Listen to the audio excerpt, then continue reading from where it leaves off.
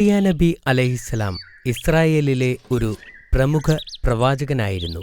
അദ്ദേഹം സുലൈമാൻ നബിയുടെ സന്തതികളിൽപ്പെട്ടവനായിരുന്നു. അദ്ദേഹം ഒരു ആശാരിയായി ജോലി ചെയ്തിരുന്നു. മറ്റു പ്രവാചകന്മാരെപ്പോലെ അദ്ദേഹവും ലളിത ജീവിതമാണ് നയിച്ചിരുന്നത്.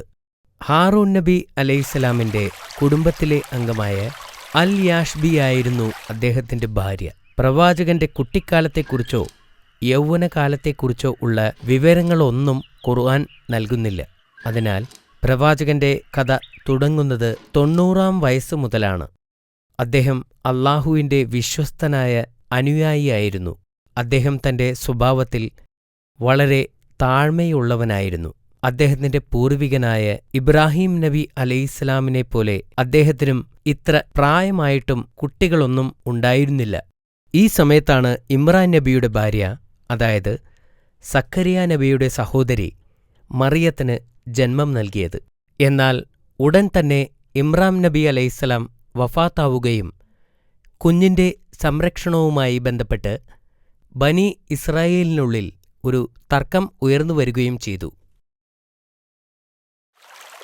പ്രവാചകൻ ഏറ്റെടുക്കുന്നതായിരിക്കും നല്ല മാർഗം എന്നവർ തീരുമാനിച്ചു. കാരണം അദ്ദേഹം അവളുടെ അമ്മാവനാണ്. മാത്രമല്ല, ഒരു പ്രവാചകന്റെ സ്വഭാവം ചോദ്യം ചെയ്യപ്പെടാനാവാത്തതാണ്. എന്നാൽ ബനി ഇസ്രായേൽ ആ ആശയത്തിൽ തർക്കിച്ചു. ഇമ്രാൻ നബിയുടെ മകളെ വളർത്തുന്നതിൽ എല്ലാവർക്കും അഭിമാനമായിരുന്നു. അവസാനം ഈ വിഷയത്തിൽ തീരുമാനമെടുക്കാൻ ആളുകൾ സമ്മതിച്ചു. പ്രവാചകൻ മാത്രം ഒന്നും മിണ്ടാതെ മാറി നിന്നു. രക്ഷാധികാരിയാകാൻ ആഗ്രഹിക്കുന്ന ആളുകൾ അവരുടെ പേരുകൾ തടികൊണ്ടുള്ള പേനകളിൽ എഴുതി ഒരു പാത്രത്തിൽ ഇട്ടു.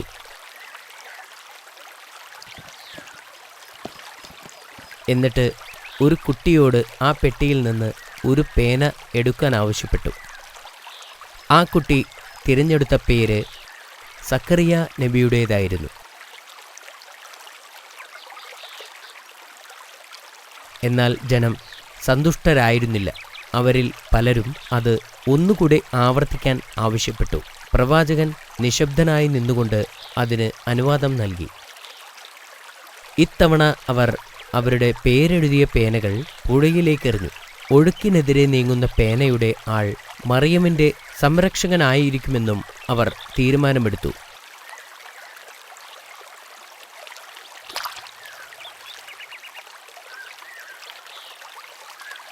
അത്ഭുതം! എല്ലാവരുടെ പേനയും നദിയുടെ ഒഴുക്കിനനുസരിച്ച് ഒഴുകിപ്പോയി. എന്നാൽ പ്രവാചകന്റെ പേന മാത്രം ഒഴുകിപ്പോവാതെ അവിടെ നിന്നു. എന്നാൽ ജനങ്ങൾ ഇതുകൊണ്ടും സന്തുഷ്ടരായില്ല. അവർ ഒരിക്കൽ കൂടി ഇത് ആവർത്തിക്കാൻ ആവശ്യപ്പെട്ടു. ഇത്തവണ അവരാവശ്യപ്പെട്ടത് ഒഴുക്കിനനുസരിച്ച് ഒഴുകുന്ന പേനയുടെ അവകാശിയായിരിക്കും വിജയിക്കുന്നത് എന്നാണ്. അവർ അവരുടെ പേനകൾ നദിയിലേക്ക് എറിഞ്ഞു. വീണ്ടും പ്രവാചകൻ വിജയിച്ചു. പ്രവാചകന്റെ പേന ഒഴുക്കിനനുസരിച്ചും മറ്റുള്ളത് വിപരീത ദിശയിലും നീങ്ങി. അത് അല്ലാഹുവിൻ്റെ അനുഗ്രഹമായിരുന്നു.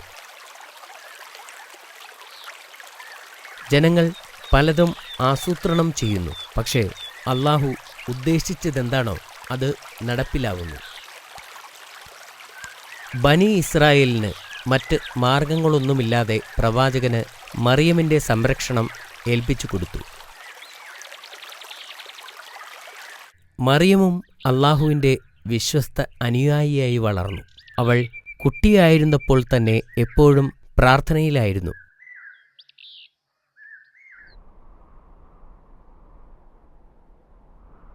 അവൾ ആളുകളിൽ നിന്ന് അകന്ന് ഒറ്റയ്ക്കാണ് താമസിച്ചിരുന്നത്. ബെത്തൽ മഖ്ദീസിനകത്ത് അവൾക്ക് വേണ്ടി പ്രത്യേകം നിർമ്മിച്ച മുറിയിലായിരുന്നു അവൾ താമസിച്ചിരുന്നത്. ഈ കൊച്ചു പെൺകുട്ടിക്ക് ഒരു മാന്ത്രിക ശക്തി ഉണ്ടായിരുന്നു. ഓരോ തവണയും പ്രവാചകൻ അവളുടെ അടുത്തു ചെല്ലുമ്പോൾ അവൾക്ക് ചുറ്റും സമൃദ്ധമായ പഴങ്ങളുണ്ടായിരുന്നു. ഞാൻ പഴങ്ങൾ കൊണ്ടുവന്നിട്ടില്ല, അദ്ദേഹം ആശ്ചര്യപ്പെട്ടു. അപ്പോൾ ഈ പഴങ്ങൾ എവിടെ നിന്നു വന്നു? അവളുടെ മുമ്പിലുള്ള പഴങ്ങൾ ആ കാലാവസ്ഥയിലുള്ളതായിരുന്നില്ല. മറിയം, ഈ പഴങ്ങൾ എവിടെ നിന്നാണ് കിട്ടുന്നത്? അദ്ദേഹം അവളോട് ചോദിച്ചു. ഇത് അല്ലാഹുവിൽ നിന്നാണ് എന്ന് ആ പെൺകുട്ടി മറുപടി പറഞ്ഞു. പ്രവാചകൻ ആ പെൺകുട്ടിയെ വിശ്വസിച്ചിരുന്നെങ്കിലും അദ്ദേഹത്തിന് ഇപ്പോഴും സംശയങ്ങളുണ്ടായിരുന്നു. ഈ സംഭവം പല തവണ ആവർത്തിച്ചു. പ്രവാചകൻ വീണ്ടും അത് എവിടെ നിന്നാണ് എന്ന് ചോദിച്ചു. അത് അല്ലാഹുവിങ്കിൽ നിന്നാണ് എന്ന് മറിയം മറുപടി പറഞ്ഞു. അല്ലാഹു ഉദ്ദേശിക്കുന്നവർക്ക് അവൻ കണക്ക് നോക്കാതെ നൽകുന്നു. അവൾ പറഞ്ഞു. പ്രവാചകൻ ഈ അത്ഭുതങ്ങൾ ആവർത്തിച്ചു കണ്ടപ്പോൾ അത് അല്ലാഹുവിൽ അദ്ദേഹത്തിൻ്റെ വിശ്വാസത്തെ ബലപ്പെടുത്തി. ഏതവസ്ഥയിലും അല്ലാഹുവിന് എന്തും ചെയ്യാനുള്ള കഴിവുണ്ട്.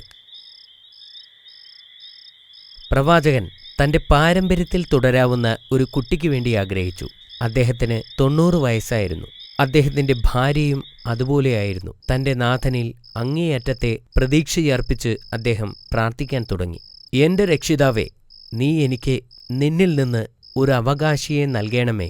അവനെ നീ യാക്കോബ് നബിയുടെ സന്തതികളുടെ പിന്തുടർച്ച അവകാശിയുമാക്കണമേ. എൻ്റെ രക്ഷിതാവേ, അവനെ നീ തൃപ്തിപ്പെട്ടവരിലാക്കുകയും ചെയ്യണമേ.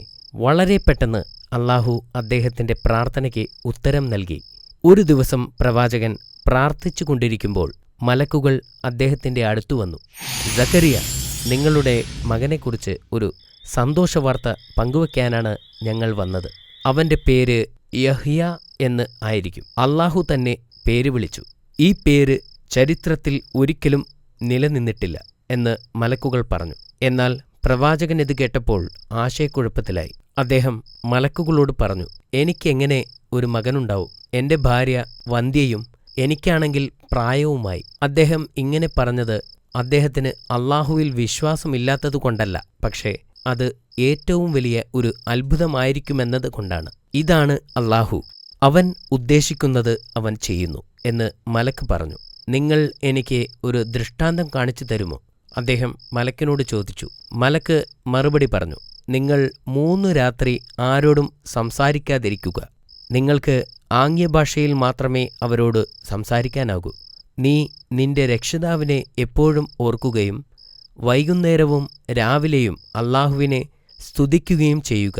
പ്രവാചകൻ മുറിയുടെ പുറത്തു വന്നപ്പോൾ അദ്ദേഹത്തിന് സംസാരിക്കാൻ പറ്റില്ലെന്ന് അദ്ദേഹം മനസ്സിലാക്കി. അദ്ദേഹം ആംഗ്യങ്ങളുപയോഗിച്ച് ആളുകളോട് സംസാരിച്ചു. കുറച്ചു മാസങ്ങൾക്ക് ശേഷം അദ്ദേഹത്തിൻ്റെ ഭാര്യ ഒരു കുഞ്ഞിനെ പ്രസവിച്ചു. അവർ അവന് യഹിയ എന്ന് പേരിട്ടു. മാഷാ അല്ലാ, നല്ല കഥയായിരുന്നു ബാബ. അല്ലാഹുവിന് അസാധ്യമായിട്ട് ഒന്നുമില്ലെന്ന് നിനക്ക് വിശ്വാസമായോ? അതെ, മനസ്സിലായി. ശരി, ഇനി ഞാൻ നിന്നോട് കുറച്ച് ചോദ്യങ്ങൾ ചോദിക്കാം. ചോദിച്ചോളൂ. സക്കരിയ അലൈഹിസ്സലാമിന്റെ ജോലി എന്തായിരുന്നെന്ന് നിനക്കറിയാമോ? ഒരു ആശാരിയായിരുന്നു. അത് ശരിയാണ്. ഇനി അദ്ദേഹം ഏത് കുടുംബത്തിൽ നിന്നാണ് എന്ന് അറിയാമോ? അദ്ദേഹം സുലൈമാൻ നബിയുടെ കുടുംബത്തിൽ പെട്ടതായിരുന്നു. ശരിയാണ്. ആരാണ് മറിയം ബീവിയുടെ പിതാവ്? ഇമ്രാൻ നബി അലൈഹിസ്സലാമാണ് അവരുടെ പിതാവ്. നിന്റെ ഉത്തരം ശരിയാണ് മോനെ. പ്രവാചകൻ എങ്ങനെയാണ് മറിയമിന്റെ സംരക്ഷകനായി തിരഞ്ഞെടുക്കപ്പെട്ടത്?